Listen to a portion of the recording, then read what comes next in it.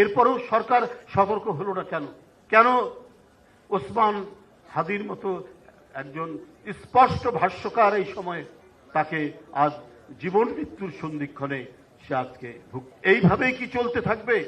যে অন্তর্বর্তীকালীন সরকারকে সবাই মিলে সমর্থন দিলেন, আজকে তার আমলে কেন এই ধরনের ঘটনা ঘটছে? কেন চট্টগ্রাম মহানগরের বিএনপির আহ্বায়ক এরশাদুল্লাহ একজন রাজনীতিবিদ, একজন সম্ভ্রান্ত ব্যবসায়ী মানুষ, তাকে গুলি খেতে হলো? এরপরও সরকার সতর্ক হলো না কেন? কেন ওসমান হাদির মতো একজন স্পষ্ট ভাষ্যকার এই সময়ে তাকে আজ জীবন মৃত্যুর সন্ধিক্ষণে সে আজকে নানা সন্দেহ আসছে, নানা ঘটনা আসছে। অবাধ সুষ্ঠু নির্বাচন 12ই ফেব্রুয়ারিতে যেটা করার কথা, সেটা কি কেউ কেউ পরিকল্পিতভাবে বিনষ্ট করার চেষ্টা করছেন, নাকি অন্য কোনো উদ্দেশ্য আছে?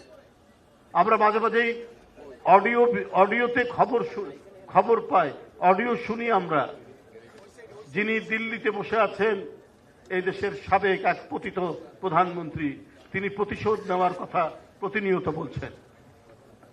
কারা? এই প্রতিশোধেরই কি বহিঃপ্রকাশ? কেউ আবার আপনার ঘোড়ার আগে গাড়ি জুড়িয়ে দিচ্ছে।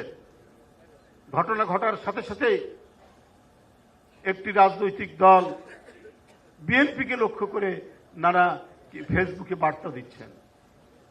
এগুলো তো সন্দেহ জাগে। একজন উপদেষ্টা মাত্র 4-5 দিন আগে বলে দিলেন যে জনগণ তো আমাদেরকে ম্যান্ডেট দেয়নি, কতদিন থাকবো।